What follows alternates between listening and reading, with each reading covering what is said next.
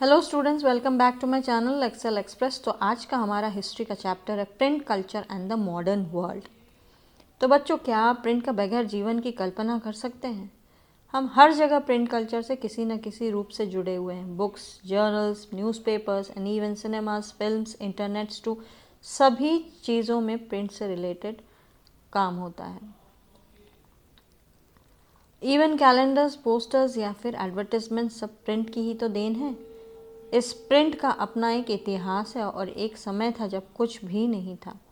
तो इसकी हिस्ट्री क्या है, ये सब कैसे शुरू हुआ और how print culture help to create modern world, ये सब जानेंगे इस इंटरेस्टिंग से चैप्टर में, जो कि काफ़ी इंफॉर्मेटिव होने वाला है। तो शुरुआत करें। टॉपिक है द फर्स्ट प्रिंटेड बुक्स।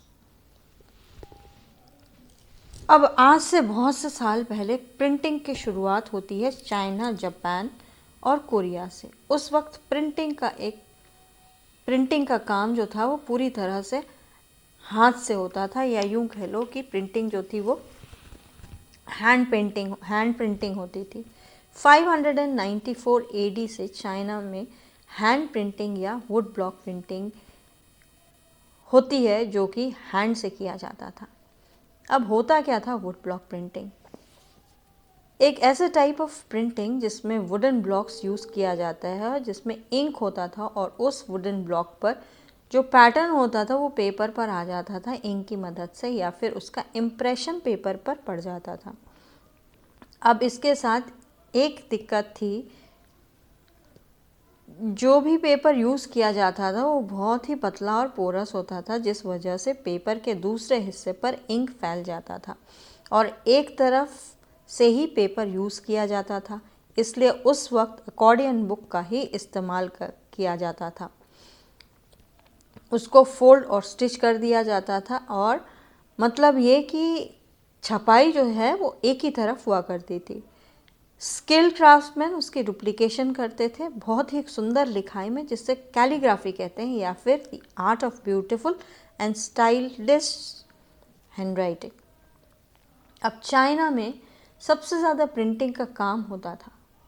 उसका क्या रीज़न था? उसका एक रीज़न था बच्चों कि चाइना जो था वो इम्पीरियलिस्टिक स्टेट हुआ करता था और मोनार्क का रूल हुआ करता था। उसके दरबार में बहुत सारे लोगों की ज़रूरत होती थी जो काम कर सके। इसलिए राजा जो है वो सिविल सर्विस एग्जामिनेशंस कंडक्ट करवाता था ताकि वो पर्सनल्स रिक्रूट कर सके।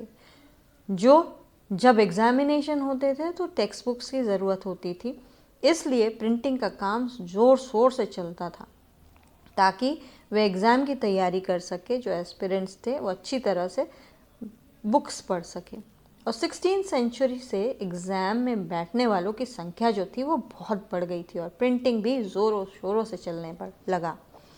17th सेंचुरी तक आते आते अर्बन कल्चर ब्लूम होने लगा चाइना में, और बहुत सारे लोग जो थे गांव वाले शहर की ओर रुख करने लगे, जिससे प्रिंट कल्चर और भी अधिक बढ़ता गया और फैलता गया। प्रिंट ना ही सिर्फ स्कॉलर ऑफिशियल्स के द्वारा यूज़ किया जाता था, बल्कि मर्चेंट्स अपनी रोज़मर्रा की ज़िंदगी में भी ट्रेड इन्फॉर्मेशंस को कलेक्ट करने के लिए इस्तेमाल करने लगे।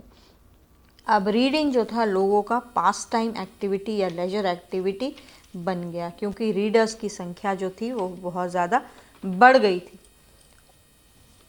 और तो और नए रीडर्स ने अपने चॉइसेस देना शुरू कर दिया। उनके प्रेफरेंसेस में शामिल था fictional narratives, poetry, autobiographies, anthologies और रोमांटिक प्लेज।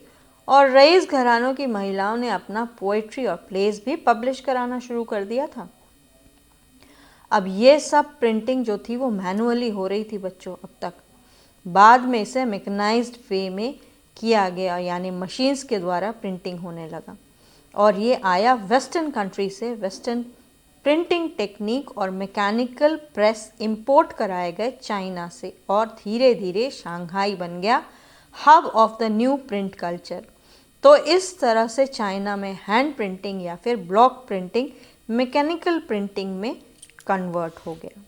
तो बच्चों, ये था चाइना के बारे में, किस तरह से चाइना में प्रिंट कल्चर आया, प्रिंटिंग किस तरह से शुरू हुई। तो बच्चों, मिलते हैं नेक्स्ट वीडियो में। एक नए वीडियो के साथ। तब तक हैप्पी लर्निंग।